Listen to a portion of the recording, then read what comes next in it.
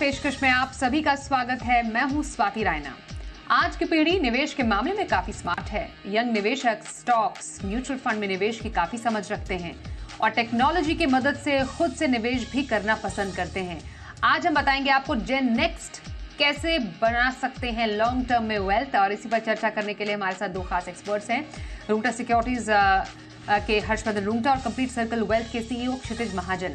दोनों ही एक्सपर्ट्स का बहुत स्वागत है आज के इस खास कार्यक्रम में शामिल होने के लिए। जेन नेक्स्ट, नई पीढ़ी की निवेश प्लानिंग, इस पर आज हम काफी खास चर्चा करने वाले हैं और कैसे वो वेल्थ क्रिएट कर सकते हैं, क्या उनका जो इन्वेस्टमेंट पैटर्न या ट्रेंड है वो कहता है, वो भी थोड़ा सा समझने की कोशिश करेंगे दोनों एक्सपर्ट से।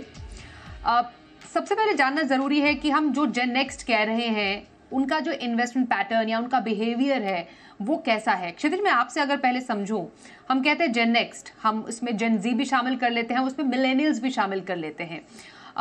ये जो इन्वेस्टर्स हैं, यंग इन्वेस्टर्स हैं, वो इन्वेस्टमेंट को कैसे लेते हैं, उनका जो अपना बिहेवियर है फाइनेंस को लेकर वो कैसा है? नमस्कार स्वाति, नमस्कार सभी को। स्वाति, इनफैक्ट इंटरेस्टिंगली जो आपकी और मेरी जो एक जनरेशन थी, उनके लिए बहुत बेसिक एलिमेंट्स फिक्स करना बहुत जरूरी था। तो इन्वेस्टमेंट आई थिंक थोड़ा लेट शुरू हुआ हम सबके अपने करियर में, ग्राफ में। पर जो ये जेन नेक्स्ट हमारी जो जनरेशन है, आई थिंक कुछ हद तक बेसिक चीजें हैज बीन टेकन केयर। अगर मैं मिडिल क्लास फैमिली की बात करूं मैं आपको, तो और जो हमारे जो परिवार अब अप द कर्व आ रहे हैं, उनके लिए ये अपने आप में एक बहुत बड़ा एक स्कोप है इन्वेस्टमेंट का जो बनता है जनरेशन के लिए। थोड़ा रिस्क टेकिंग एपेटाइट भी ज्यादा है, क्योंकि हमारे यहाँ इन्वेस्टिंग जो थी, जो हमारे पेरेंट्स के टाइम में इन्वेस्टिंग जो थी, जो हमारे पे पास डाउन हुई, वो बहुत हद तक डिपॉजिट्स में होती थी आपकी, या सेफ इन्वेस्टमेंट्स होती थी, तो इक्विटी का कल्ट उतना नहीं था। बट आई थिंक अब आज इनफैक्ट 5 साल हो गए लॉकडाउन को, और जिस तरह से number of folios across mutual fund, number of demat account बढ़े हैं, तो ये जनरेशन है, ये इसका रुझान काफी हद तक इक्विटीज की तरफ है, इसका रुझान काफी हद तक आपका एमएफ की तरफ है, काफी हद तक स्टार्टअप आइडियाज में डालने के लिए है। इनफैक्ट आप सरप्राइज होंगे, more than 12 crore crypto investor भी है हमारी कंट्री में। तो चाहे उनका इन्वेस्टमेंट अमाउंट स्मॉल है, बट मैं बात यही कर रहा हूँ कि ये रिस्क टेकिंग पीढ़ी है और ये रिस्क टेकिंग एसेट क्लासेस में इन्वेस्ट करती है। तो I think overall index fund हो, चाहे म्यूचुअल फंड हो, चाहे आपके इक्विटीज हो, क्रिप्टो हो, तो काफी हद तक जो रिस्क एपेटाइट है काफी बेटर है, और ये इमीडिएट ग्रेटिफिकेशन में बिलीव कर रहे हैं, जो इनको रिस्क लेने के लिए प्रेरित करता है। सो आई थिंक ओवरऑल इन्वेस्टमेंट्स हैं, बट इसमें काफी लर्नेड सेट भी है जो समझता है कि compounding over a period of time बनता है। एब्सोल्युटली। अब जिस हम पीढ़ी की बात करें हर्षवर्धन, अब जेनजी की बात करें, अब जेनजी वो हैं जो कि 50% तो ऐसे हैं जो कि अभी पढ़ाई कर रहे हैं, और कुछ 50% ऐसे हैं जो अब कमाई भी कर रहे हैं, उन्होंने अपनी कमाई की शुरुआत की है। मिलेनियल्स की बात करें तो लेट 30s या 40s के स्टार्टिंग में वहाँ पर अभी फिलहाल ये पीढ़ी है, बेसिकली अपने फुल थ्रॉटल कामकाज में इस वक्त हैं, with family life and liability in everything. मैं अगर आपसे समझना चाहूँ, ये जो पीढ़ी है जो जिसमें जेनजी भी है, मिलेनियल्स भी है, उनका over the period of time जो कि पैसों को लेकर जो हैबिट है या जो थिंकिंग है वो कैसे बदली है, क्योंकि ये जो पीढ़ी है उन्होंने पिछले 5 साल में कोविड के टाइम पर भी और उसके बाद भी करेक्शन के कुछ साइकिल्स अब देख लिए हैं। हाँ स्वाति, अगर हम मिलेनियल्स और जेन जी की बात कर रहे हैं तो हम टिपिकली एक पूरा एज ब्रैकेट ले रहे हैं जो 13 साल की उम्र से लेके 45 या 44-45 की उम्र तक है। तो हम ये पूरा बैंड ले रहे हैं 13 साल से लेके 44 ईयर्स की उम्र तक। अब इसमें ना अगर हम इसे डिवाइड करें, अगर जेन जी की बात करें पर्टिकुलरली, पहले टू बिगिन विद, जो 13 से लेके मान लीजिए 28 की उम्र तक का जेन जी का जो एज ब्रैकेट होता है, तो इसमें हमने एक चीज बहुत टिपिकली देखी है कि एक चीज जो स्टैंड आउट करती है वो कि अधिकतम लोगों में पेशेंस कम है। हम एकदम क्विक रिटर्न्स चाह रहे हैं। हम, अगर मैं मान लूं कि ग्रेजुएट से बात कर रहा हूं या कोई अभी अभी जॉब ज्वाइन किया है, न्यूली ज्वाइन किए हैं, अगर हम इस ब्रैकेट की बात कर रहे हैं तो उनमें ना पेशेंस थोड़ा कम है। किस कारण से हम उस डिटेल में नहीं जा रहे हैं, लेकिन उनको रिटर्न्स एकदम तुरंत में चाहिए और अच्छे रिटर्न्स चाहिए। रिस्क लेने की कैपेसिटी वो समझते हैं कि मुझे अब बहुत ज्यादा है, तो वो क्रिप्टो के बारे में भी जानते हैं, वो इक्विटीज के बारे में जानते हैं, एफएनओ की ट्रेडिंग के बारे में जानते हैं। कई लोग तो अपने कॉलेज के दौरान ही एफएनओ वगैरह में ट्रेडिंग करने की भी बात करते हैं। अब वो कितना करते हैं रियलिटी में पता नहीं। सो ये एक जो एज ब्रैकेट है उसमें ऑब्वियसली एड्रेनल थोड़ा ज्यादा रहता है, तो वो चाहते हैं कि वो ज्यादा रिस्क ले और इंस्टेंटली अमीर बनना है उन्हें। जो आपने दूसरी मिलेनियल्स की बात की, वो करीबन एज 30 से लेके 44 की उम्र के होंगे, और ये ऑफकोर्स अपने जॉब में अभी एकदम पीक पे हैं, उनकी फैमिली रिस्पॉन्सिबिलिटीज भी आ जाती हैं। अब ये एक ऐसी जनरेशन है जहां पे हम देखेंगे कि रेगुलेशंस को इन्होंने चेंज होते हुए देखा है, डेवलप होते हुए देखा है। वो एक ऐसा पीरियड भी था मार्केट्स में जब रेगुलेशंस इतने अच्छे नहीं थे, तो सेबी ने, आईआरडीए ने, या जो भी रेगुलेटर्स हैं, फाइनेंस मिनिस्ट्री ने बहुत मेहनत की है ये पूरे इक्विटी कैपिटल मार्केट्स को अच्छी तरह रेगुलेट करने के लिए और एफिशिएंट बनाने के लिए। एक छोटी सी बात करता हूँ कि मान लीजिए पहले हम जब आईपीओ में अप्लाई करते थे, हम फिजिकली पैसे देते थे, कंपनी पैसा रखती थी अपने पास, 15 दिन बाद अलॉटमेंट आते थे, फिर हमारा पैसा अगर शेयर्स नहीं लगे तो रिफंड आता था। ये चीज अजबा पे शिफ्ट हो गया है, जब आपके पैसे आपके अकाउंट से जाते नहीं है, सिर्फ फ्रीज हो जाते हैं, और 3 दिन में 4 दिन में आपको अभी अलॉटमेंट का पता चल रहा है। सो आई थिंक रेगुलेटर का जो पूरा बदलाव है वो मिलेनियंस ने देखा है, कि पुराना टाइम भी देखा और नया टाइम भी देखा। तो इससे आप देखेंगे कि मिलेनियंस को कॉन्फिडेंस आ रहा है मार्केट में, और वो मार्केट में इन्वेस्ट करने के लिए अब ज्यादा पॉजिटिव है जितना पहले हुआ करते थे। तो मिलेनियंस ने 2-3 साइकिल्स भी देख ली है मार्केट के, और उन्हें पता है कि लॉन्ग टर्म में अगर वेल्थ क्रिएट करना है तो एसआईपी का रूट जो है, म्यूचुअल फंड्स हैं, वो सब पता है। तो जेंजी और मिलेनियंस के बीच में ये जो फर्क है, ये बहुत अपेरेंट फर्क है, और मुझे लगता है धीरे धीरे जेंजी भी समझेगा। जेंजी का एक और प्रॉब्लम यह है कि उन्होंने अगर मार्केट में अभी इन्वेस्ट करना शुरू किया है, उन्होंने कोई प्रोलॉन्ग्ड वे में कोई बेयर मार्केट देखा ही नहीं है। सो 2020 से मार्केट जब एक तरफ चला था और रिटर्न्स जो हम देख रहे थे 25-30% के आसपास सालाना रिटर्न लोगों को मिल रहा था, तो अब उन्हें ये रिटर्न्स का जो एक्सपेक्टेशन मॉडरेट करना होगा, समझना होगा कि बेसिक्स ऑफ इन्वेस्टमेंट्स क्या है, फिर उस हिसाब से इन्वेस्ट करेंगे तो उनके लिए ज्यादा बेटर होगा। एब्सोल्युटली। इनफैक्ट जो एक थिंकिंग प्रोसेस का जो एक अंतर है, वो लॉन्ग टर्म जो इन्वेस्टमेंट है उसमें काफ़ी साफ नज़र आता है। और ये कॉन्सेप्ट काफ़ी ज़्यादा पिछले कुछ सालों से फेमस हो गया, fire concept, financial independence, retire early.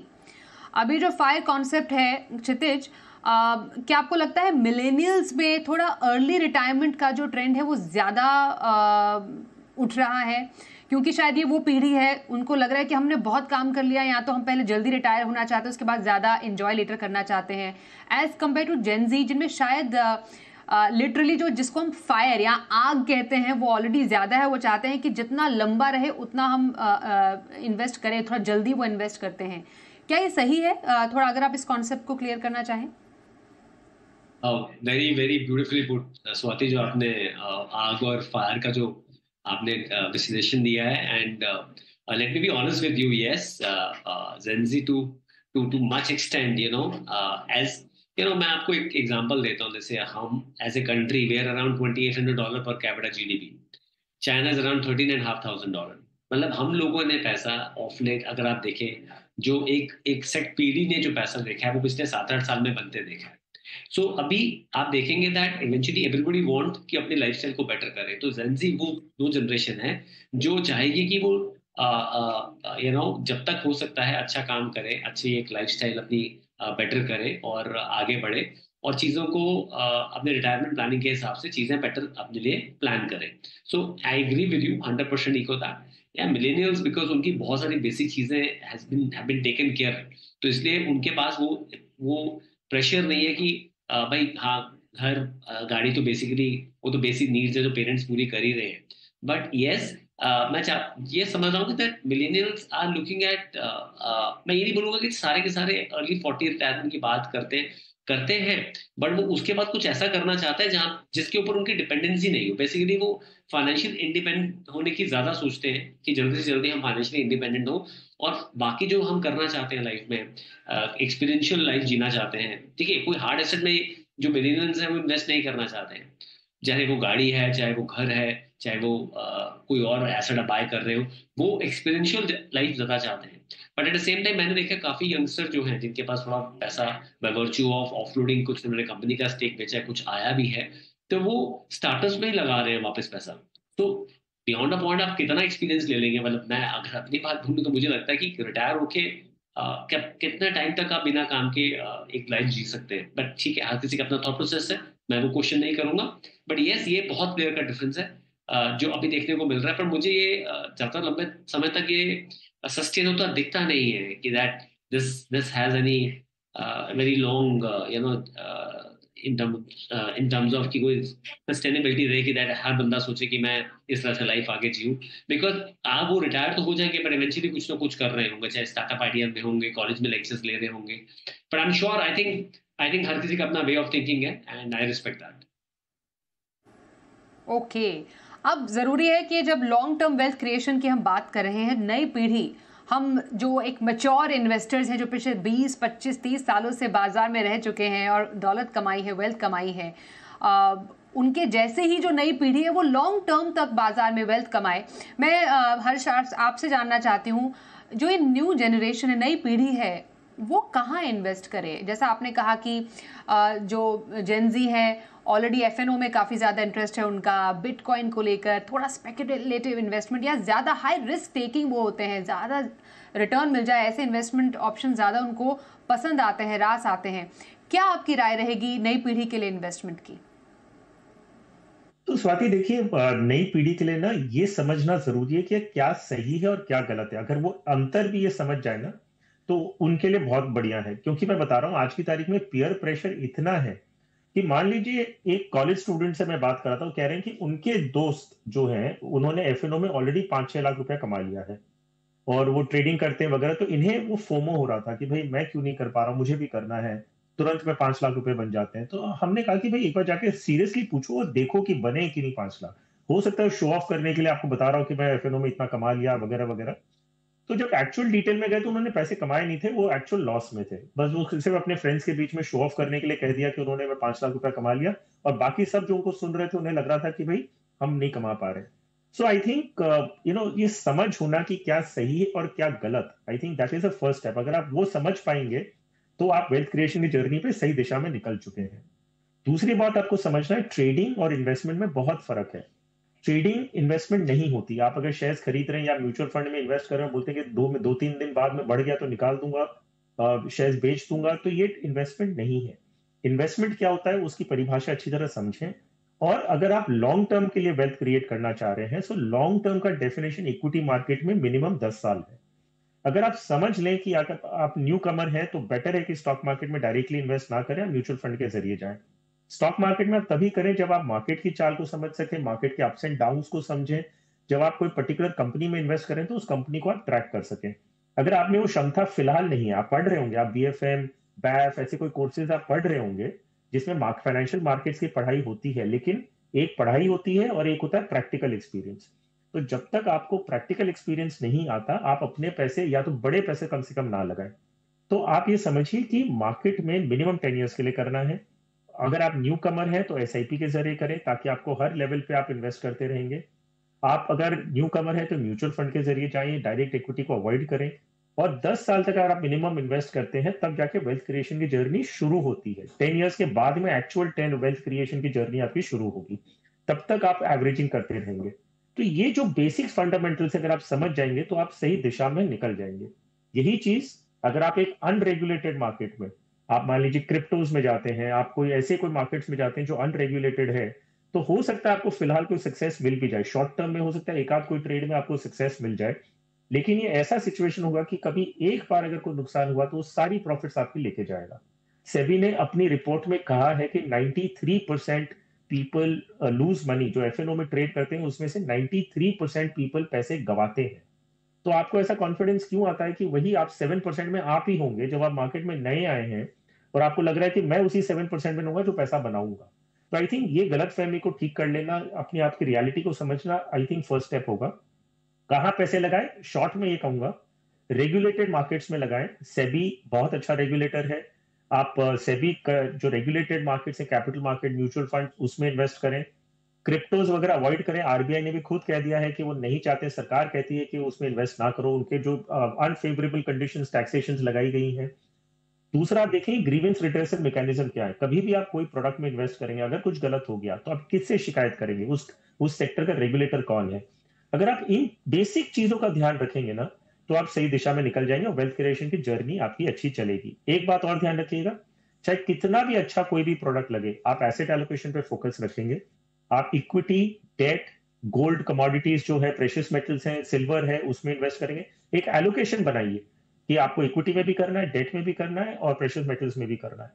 तब जाके आपका एक सही संतुलन बन के एक अच्छा फाइनेंशियल प्लानिंग और सही दिशा में आप अपना फाइनेंशियल प्लानिंग कर पाएंगे। और जेनेक्स तो वैसे भी टेक्नोलॉजिकली इतनी ज़्यादा ड्रिवन है, डिजिटल प्लेटफॉर्म की तमाम नॉलेज है, बस उसको सही ढंग से इस्तेमाल करना है, इसका ध्यान रखें। एक छोटे से ब्रेक के लिए रुकते हैं। ब्रेक के बाद दोनों एक्सपर्ट से जानेंगे वेल्थ क्रिएशन के उनके पसंदीदा फंड्स। बने रहिए हमारे साथ। कर रहे हैं खास चर्चा, हमारे साथ क्षितिज महाजन है और हर्षवर्धन रूंगटा से कर रहे हैं खास बातचीत। क्षितिज, आपसे समझना चाहेंगे नए जनरेशन के इन्वेस्टमेंट प्लानिंग में किन बातों का ध्यान रखें, कहाँ पर इन्वेस्टमेंट जरूरी है? जैसा हर्षवर्धन ने बताया कि डाइवर्सिफाई करें, पर डाइवर्सिफिकेशन लाए कहाँ से और कैसी ऐसी गलतियां हो जाती हैं इन्वेस्टमेंट में जिससे बचने की जरूरत है? स्वाति, आई थिंक ब्रॉडली एक चीज जरूर है दैट ये जितने भी लोग, इनफैक्ट ये करंट जो मार्केट सिनेरियो है ये अपने आप में बहुत बड़ा लर्निंग है। आप देखिए जैसे कि हमने देखा स्मॉल और मिड कैप जो एज ए कैप बहुत अच्छा कर रहे थे टिल लास्ट सितंबर अक्टूबर तक, एंड रिसेंटली फॉल में उसमें काफी मेजर फॉल आया है। एंड आपके पोर्टफोलियो में स्मॉल मिड कैप एलोकेशन होना ही चाहिए, पर आपको अपना रिस्क का अनुमान लगाना कि कितना रिस्क आप ले सकते हैं।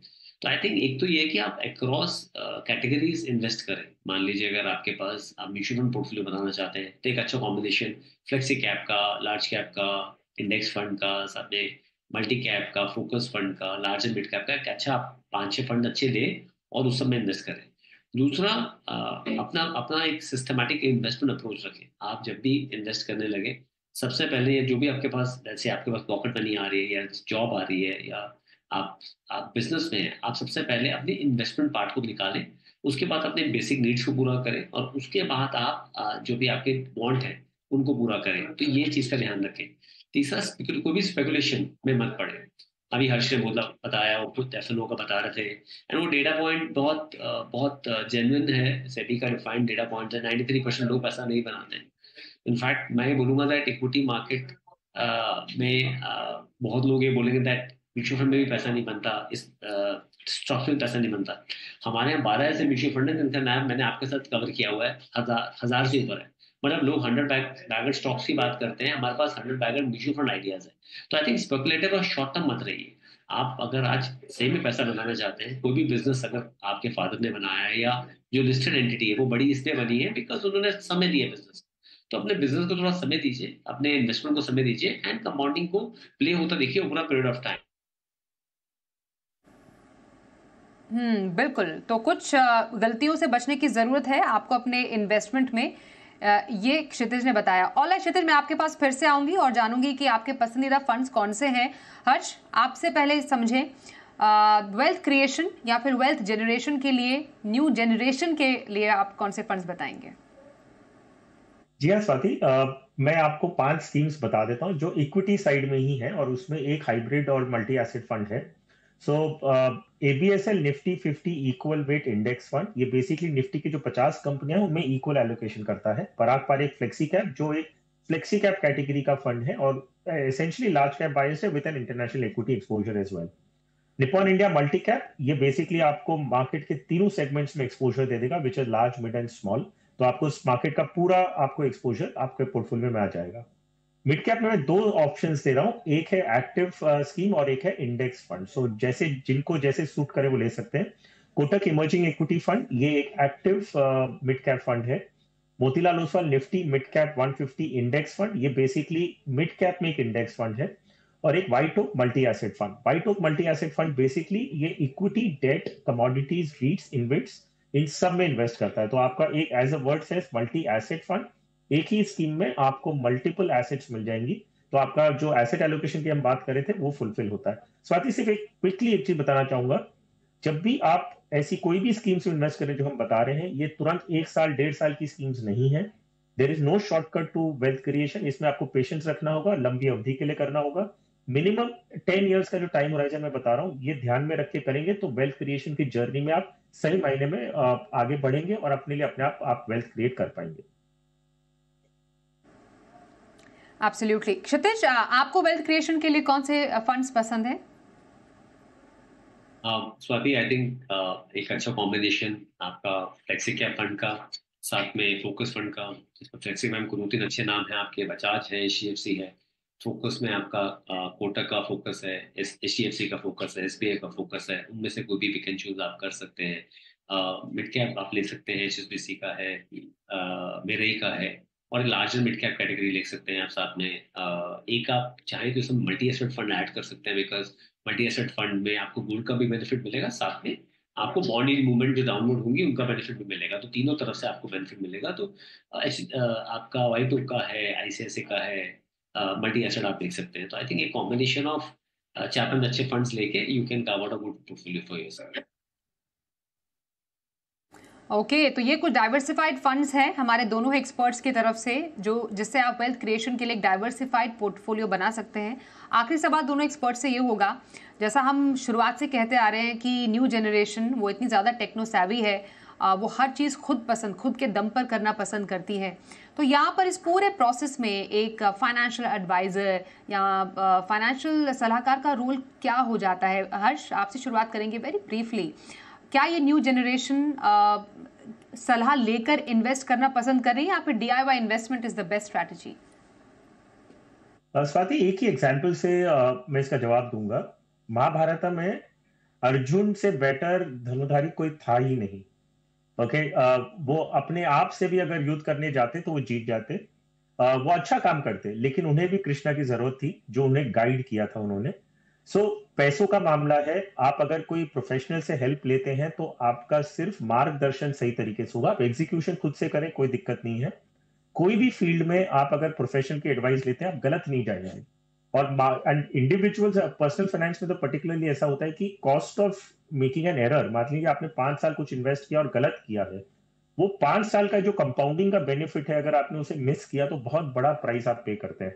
तो अगर पॉसिबल है किसी प्रोफेशनल की एडवाइस लें जो एक्सपीरियंस्ड है, उनकी एडवाइस लेंगे तो आपके लिए बेटर है। नहीं तो ऑफ कोर्स अगर आप कॉन्फिडेंट है तो खुद से कर सकते हैं, लेकिन बेटर होगा कि आप किसी की एडवाइस लेके अगर शुरुआत करें तो आपकी कॉस्ट ऑफ एरर जो मैं बता रहा हूँ, कंपाउंडिंग का इम्पैक्ट से आप वेल्थ क्रिएशन जर्नी आपके लिए ज्यादा बेटर हो जाएगी।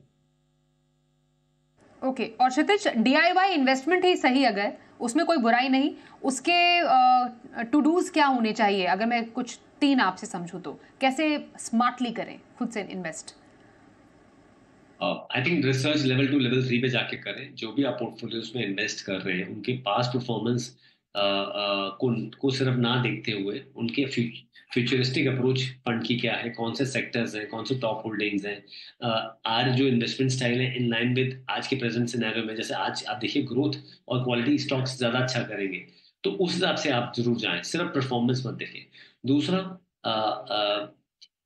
कोई भी फॉलिंग मार्केट है, जैसे अभी करंट सिनेरियो, उसमें अपनी इन्वेस्टमेंट्स बंद मत करें। सिप का मेन जो बेनिफिट आता है वो फॉलिंग मार्केट में ही आता है। आपको सेम प्राइस में ज्यादा यूनिट्स मिलते हैं। और तीसरा सबसे इंपॉर्टेंट जो इसमें ऐड करूंगा मैं, कि आप शॉर्ट टर्म मत करें। आपको कई बार लगेगा कि दैट जो आप इन्वेस्टमेंट कर रहे हैं उसका जितना आपने एक्सपेक्ट किया था उस तरह का रिटर्न नहीं आ रहा है, या पहले जिन्होंने परफॉर्मेंस दिखाई थी उस तरह का परफॉर्मेंस नहीं आ रहा है। मार्केट में आपको मेन बेनिफिट दिखना तभी शुरू होगा जब आप 10 साल प्लस देंगे इस मार्केट को। 5 साल कम से कम इक्विटी इन्वेस्टिंग के लिए और कंपाउंडिंग का बेनिफिट लेने के लिए कम से कम 10 ईयर्स। सो जितना आप जल्दी शुरू करें और जितना लंबा करें, उतना ही आपके लिए बेनिफिशियल होगा।